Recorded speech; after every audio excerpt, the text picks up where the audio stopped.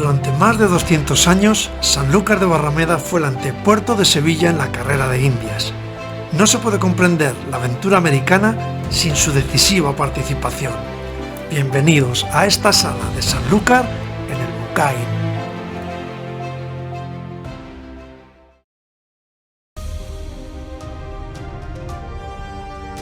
Gigantes como Vicente Yáñez Pinzón,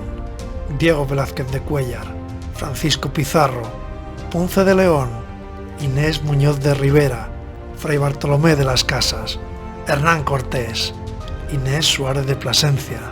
Pedrarias Dávila, Isabel de Bobadilla, Diego de Almagro, Hernando de Soto, Magallanes y Elcano,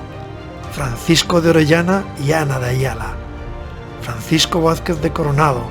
Pedro de Valdivia, Álvaro de Bazán, Catalina de Arauso, Andrés de Urdaneta, Américo Vespucio, Juan de la Cosa, María de Estrada, Cristóbal Colón, Mencía de Calderón y decenas de miles más caminaron por las calles de Sanlúcar de Barrameda y se embarcaron en su puerto hacia la temeraria carrera de Indias. La ciudad gaditana era por entonces un hervidero de almas sedientas de vida.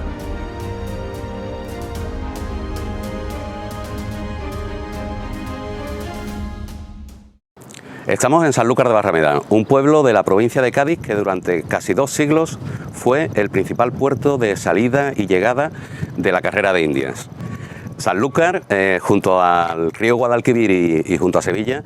conformó un complejo portuario que unía a la seguridad, a la tranquilidad de tener una ciudad cosmopolita como Sevilla, donde se almacenaban todas las mercancías que venían de Indias y donde se organizaba, se planificaba y se fiscalizaba todo ese tráfico. Se unía a la facilidad de tener un puerto en la orilla de la mar Océana, como lo llamaban. Como podéis ver, la barra, la que terminó decantando el traslado de la casa de contratación a Cádiz, en un primer momento suponía una defensa natural de nuestro fondeadero de Sanlúcar y de más arriba del Guadalquivir, del puerto de Sevilla, contra cualquier posible ataque de flotas piratas, ya fueran holandesas, inglesas o moriscas, lo que daba una tranquilidad a todo ese conjunto que hizo que la corona española se decidiera por utilizarnos como ese cabo cañaveral de la gran aventura americana.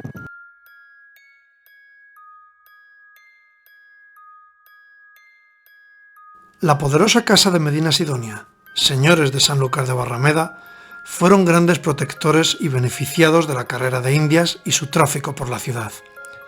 El séptimo duque, Alonso Pérez de Guzmán el Bueno, llegó a ser uno de los hombres más ricos de toda Europa.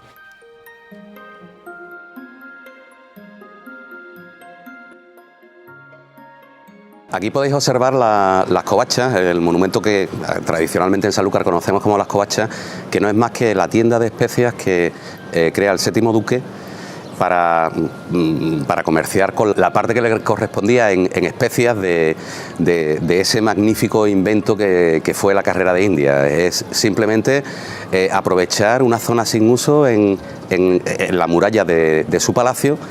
Y evidentemente la importancia que tenía esas especias, ese comercio de las especias, nos viene dada por esa maravilla, esa poesía en piedra que suponen esos arcos góticos que conforman la fachada del edificio. Como ejemplo de la importancia que tenía el tráfico marítimo en nuestra ciudad, revisando en las actas de la Casa de Medina Sidonia, podemos saber que hay un momento en el siglo XVI en el que nuestra ciudad llega a tener simultáneamente 3 alcaldes de la mar. Sobre todo, o sea, sobre la sociedad civil, el que mandaba era el duque de Medina Sidonia. Había un alcalde que era el que se encargaba de los asuntos de organización del municipio, y el alcalde de la mar, que era el responsable de que los prácticos, los pilotos de la barra, metieran a las embarcaciones por el río, de organizar ese tráfico marítimo, no solamente de los galeones, sino de la flota auxiliar que llevaba a los pasajeros a embarcarse o surtían las mercancías desde las playas hasta el fondeadero. Ese tráfico marítimo, como digo, fue tan intenso que hubo que nombrar a 3 alcaldes de la mar para poder dar abasto a las necesidades de toda esa logística.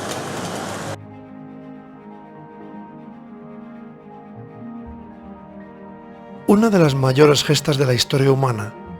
la primera vuelta al mundo, iniciada por el portugués Magallanes y concluida por el guipuzcoano Juan Sebastián Elcano, tuvo este antepuerto de Sevilla, que era Sanlúcar, como lugar de salida y retorno de los héroes. Pero la ciudad y su maravilloso archivo de la Casa de Medina Sidonia custodian aún muchos secretos y anécdotas. En esta casa que veis a mis espaldas estuvo preso el almirante Cristóbal Colón cuando lo trajeron para responder de los supuestos abusos que cometía contra los indígenas americanos en su tercer viaje. Durante el periodo en el que se sostuvo la carrera de Indias, para ser cargador a Indias había que cumplir con una serie de requisitos que exigía la casa de contratación para dar la autorización para comerciar con aquellas tierras. Si el candidato a cargador a Indias estaba casado, tenía que aportar de forma inevitable un poder notarial en el que la mujer, su esposa, autorizaba a ese cargador a desplazarse a las Indias y tenía que venir refrendado por la firma de 2 testigos que dieran fe de que ese consentimiento no se le arrancaba en contra de su voluntad.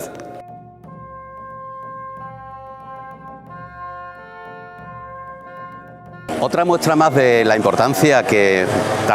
para Sanlúcar tenía la carrera de Indias es que la Casa de Medina Sidonia tenía su propia aduana y son múltiples las referencias que nos aparecen en el Archivo General de Indias de pleitos de la Casa de Contratación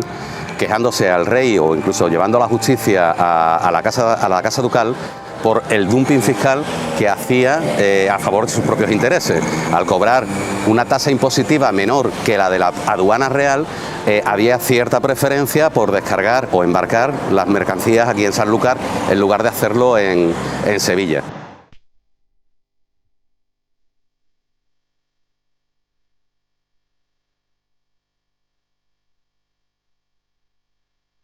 La carrera de Indias para Sanlúcar, igual que para Sevilla, supone el despegue comercial y el origen de lo que actualmente denominamos como globalización. Todo el comercio, la cultura, el intercambio de idiomas, de ideas, de filosofías y de religión que viene de América hacia Europa y que va de Europa hacia América, pasa por estas tierras, pasa por estas costas y siempre va dejando algún rastro. No solamente hablamos de la importancia económica que permite que Sanlúcar creciera como una ciudad convento, que tuviera una población enorme para los parámetros de la época, sino que también genera una cantidad de conocimientos, de intereses culturales y de intercambios artísticos que perduran en nuestros días. Por ejemplo, el convento de Regina Coeli de aquí de Sanlúcar, que se funda el mismo año en que parte la expedición de Magallanes Elcano, en 1519, supone el arquetipo que se utiliza para todos los conventos de clarisas que se hacen en el Nuevo Mundo. Tenemos aquí también una importante muestra de arte indiano, de vírgenes de Guadalupe, de vírgenes de la Antigua, de imágenes que vienen de Chile, del Perú, que forman parte también de nuestro patrimonio histórico, artístico y cultural. Ya digo, la carrera de Indias es algo muy importante tanto para Sanlúcar como para Sevilla, pero también Sevilla y Sanlúcar son extremadamente importantes para esa carrera de Indias. El complejo portuario que formaban las dos ciudades permitía trabajar en unas condiciones que no les ofrecía ningún otro puerto dentro de los dominios de la corona española. Esa carrera de Indias no podemos olvidarnos también que no solamente sirve para unir Europa con América, sino que también se prolonga hacia el sudeste asiático con el descubrimiento del tornaviaje y el perfeccionamiento del galeón de Manila, con que nos encontramos que desde China hasta Sanlúcar teníamos una vía de comunicación abierta en pleno siglo XVI con los medios del siglo XVI.